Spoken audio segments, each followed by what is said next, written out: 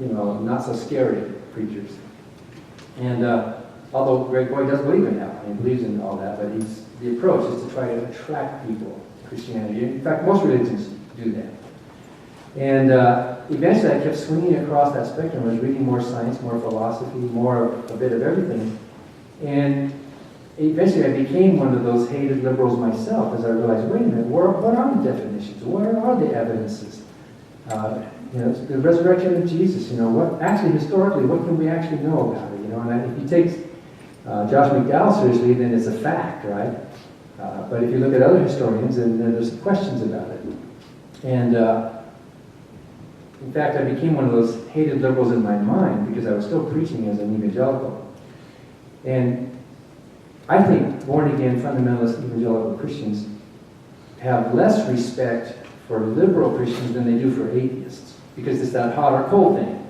You should be hot or cold. If you're atheist, at least you know where they stand. But these liberals, they have a form of godliness but deny the power thereof. They are a danger because they're watering down the truth, And that's how I used to feel as a fundamentalist toward liberal Christians, that they were cheating, that they were, weakening.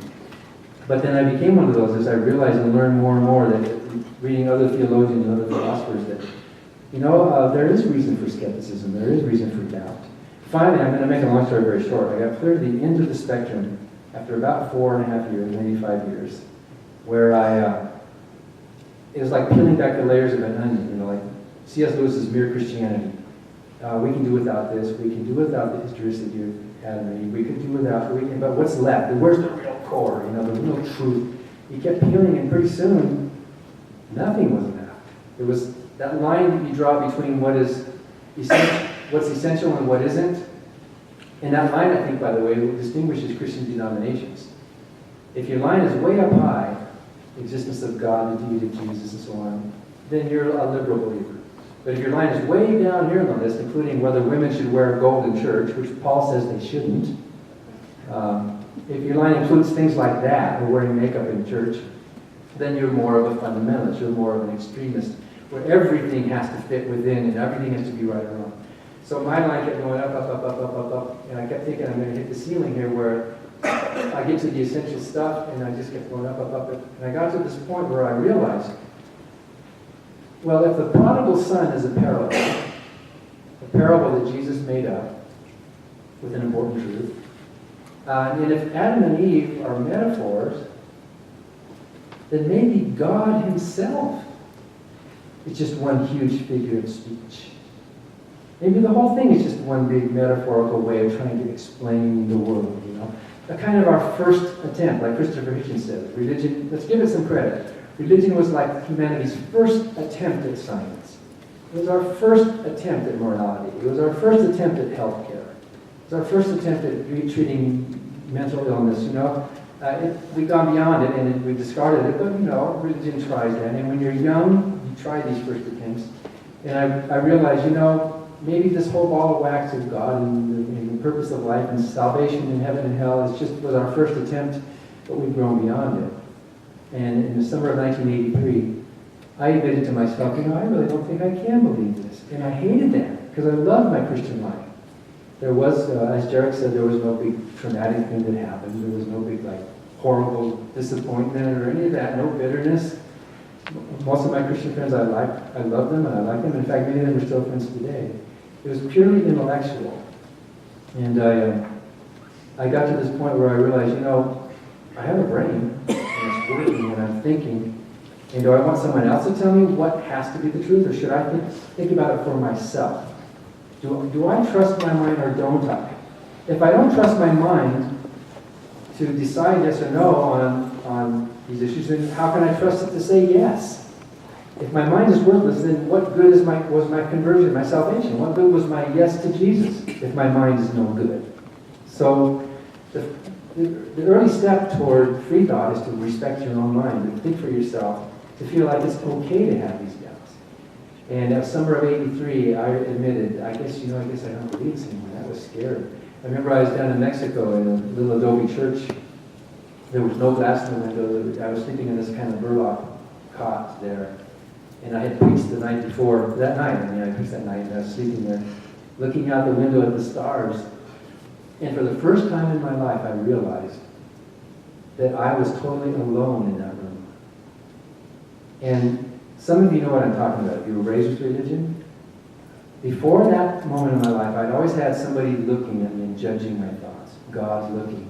He's looking. Are you doing the right thing? Are you thinking the right thing? And the Bible even says there are principalities and powers and angels that are fighting over your soul. And you're going to be judged someday, and all this feeling, am I going to meet up? Am I going to go ahead? Whatever. I realized at that moment, wait a minute. All of that was just metaphor. All of that was just, part of our childhood of our species. And I looked up at the stars that are burning, and I realized, you know what? I'm just a natural organism in a natural environment. And I'm like one of those stars. Like a star, I'm ingesting material and burning it up and faintly glowing in the universe myself, a little bit of warmth and light. But just like the stars, it's going to burn out someday, and it's going to be gone, dead. And that was scary. I had to give up this wishful thinking. I had to give up this hope that I thought was so wonderful. But what I gained from it was myself. I realized who I am as a person. For the first time in my life, I realized who I am. I'm a human body. I'm a human being with genetic information from my parents and with, learning experiences, and I'm going to die someday. And that's going to be it. And at that moment, I realized how precious life really is. You don't realize how precious it is until you lose what you thought you had. And most of us atheists, I think most of you in this room will say the same thing. Giving up religion actually enhances the value of life. If you thought you were going to die next Monday, if that's what you thought, if that was true, then every day between now and then would be like, this will be the last time I see the trees turn color. This will be the last time I hug my nephew. You'd be looking at the world totally different instead of thinking, oh well, there's always going to be. I think if life is eternal, then life is cheap. We give greater value to things that are precious. We give greater value to things that are rare. The fact that life is short and rare and brief. Why do we mourn? We mourn the death of old people, of course, when they're 90s and so on. It's sad. But why do we mourn the death of a child even more? Because of the brevity of it. Because it's, there could have been more, but there's not, right?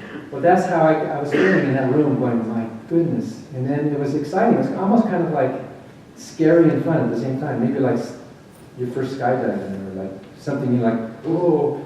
And from that moment on, I thought, I'm an atheist. I can't believe anymore. There's no evidence for a God that I find satisfactory, and I've looked at it all. There's no coherent definition of a God. Who can define what this being is? And when I was debating Cardinal George Pell in Australia last March, I asked him, define for me what a spirit is, because they use spirit all the time. Well, tell me what it is, not what it's not. Intangible, ineffable, non-corporeal. Don't tell me what it's not. Tell me what it is. How do you measure it? How do you weigh it? How do you know it's there as opposed to not being there? Like Professor Delos McCown said, the invisible and the non-existent look very much alike. So I asked Cardinal Pell in the debate, you've been using this word spirit, can you please define the word? Because if we're going to debate something, you got to define it, right? So he got up and said, well, I can say something about spirit.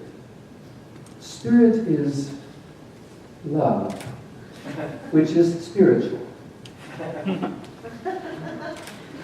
So later I said, wasn't that circular reasoning? And he said, well, no, the love of your family, you just feel it, don't you? And then he went on to say, if a dog goes to a concert with you, is the dog going to be hearing the same thing you are? We humans are going to be hearing, what's the dog going to be hearing? Just noises, right? Mechanical? So he calls us non-believers dogs, I guess, because we're not in touch with the reality of the universe like he thinks he is. Of course, like I knew I was when I was a believer. So I became an atheist that summer, but I still had a calendar with speaking events on it. And I have to confess to you, maybe I can do a confession here. Maybe Jared, do you guys do absolution of...